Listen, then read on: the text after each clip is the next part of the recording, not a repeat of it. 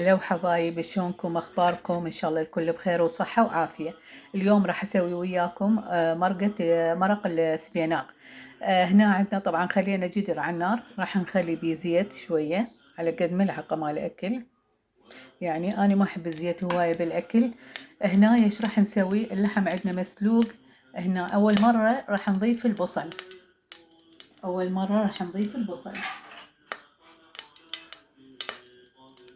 هنا عندنا البصل، قسم البصل هنا.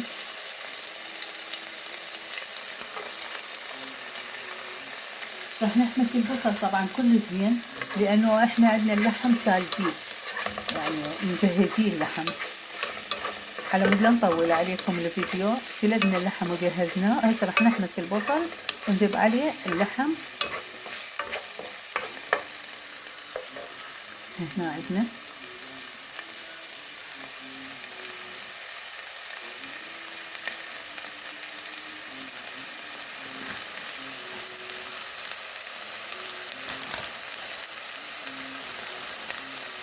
هنايا راح اذيب ويا البصل الشبنت. هنايا خلينا الشبنت، انا ما احب يعني احمس اللحم ويا البصل على مود لا ينمرض، يعني يبقى اللحم حاحب كلمته. اول مره احمس البصل والشبنت، بعدين احط اللحم واحمسه وياهم.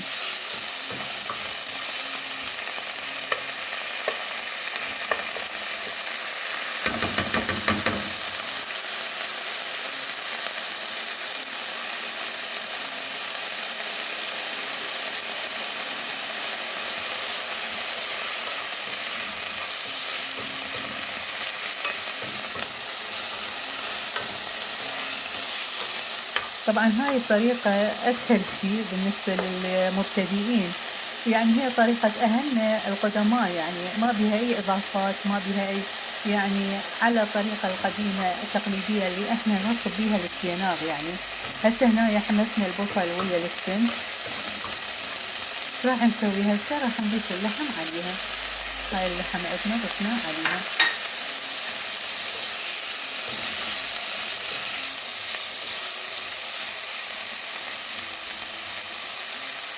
هم راح نحمسهم شوية وارجع لكم بالخطوة اللي بعدها.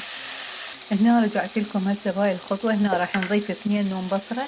طبعا اكو ناس يعني قسم من الناس يخلون كزبرة ويا الشبنت. احنا ما نحب الكزبرة صراحة، جماعتنا ما يحبون الكزبرة، بس اخلي الشبنت للسبيناغ. الشبنت ونوم بصرة طبعا انا احطها صحاح ما احطها مطحونة افضل يعني. هسه هنا ايش راح نسوي؟ راح نضيف السبيناغ المجفف عليها. هنايا راح نضيفه. هاي خلينا السبيناغ، بس لا تضيفوا له مي ابد، خلوه على نار هادئة وتغطوه يعني تنصون النار وتغطوه. هو المي مالته كله راح يدبه فيه. راح اروح وارجع لكم بالخطوة اللي بعدها. لو حبايبي هسه رجعت لكم بهاي الخطوة. هنا عندنا طبعا شوفوا السبيناغ نشف مية وحمس. هسه ايش راح نسوي؟ راح نضيف عليه 3 ملاعق معجون. هاي وحدة، هاي 2، هاي 3. هسه راح نحمس المعجون ويا السبيناغ. هنايا راح نحمس المعجون ويا السبيناغ.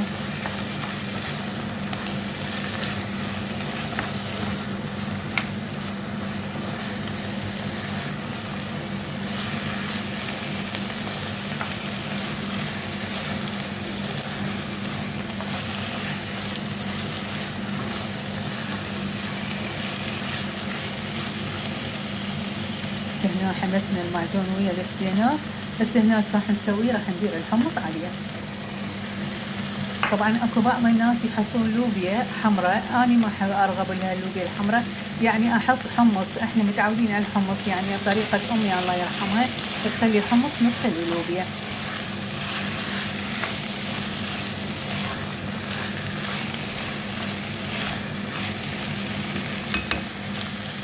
هسه هنايا بعد ما حمسنا المعجون ويا السبيناغ واللحم، راح ندير عليه الماء.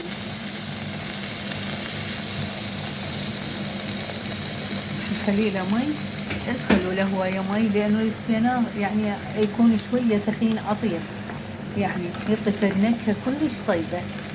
هسه هنا راح نتركه وارجع لكم بالخطوة الأخيرة. هلا وحبايبي، هسه رجعت لكم بهاي الخطوة الأخيرة. شوفوا السبيناغ عندنا جاهز للأكل وصار كل زين. طبعا هواي ناس الله أعلم يجوز يقولون ليش ما خليتي كزبرة. احنا ما نحب الكزبرة بالسبيناغ، بس الشبنت يعني، فاللي يحب يخليه براحته. يعني جربوا هاي الطريقة كل زينة، وكلش يطلع طعم السبيناغ كلش طيب. هسه طبعا اخير شي اني طبعا كل المرق اني ما احط ملح ويا المرقة، احطه قبل ما تستوي المرق. هنا عندنا هسه ضفنا هاي ملعقتين ملح، خليناها ملعقتين مو مال اكل، مال كوب. هنايا راح نخليه نص دقيقة بس لما يذوب الملح وياه ويتجانس، ونطفيه يكون عندنا جاهز للأكل. أتمنى هاي الطريقة تعجبكم وتدعموني وتسووا لي لايك وتسووا لي اشتراك، ونصيبكم العافية إن شاء الله يا ربي. هلا وحبايبي، رجعت لكم بهاي الخطوة دا أشوفكم السبيناغ بالنتيجة النهائية. أتمنى تجربون الطريقة وتدعوا لي وتسووا لي لايك واشتراك إن شاء الله، ونصيبكم العافية. طبعا قدمناه ويا التمن البسمتي البزل. إن شاء الله يا ربي الطريقة تعجبكم، وأتمنى لكم الصحة والعافية إن شاء الله.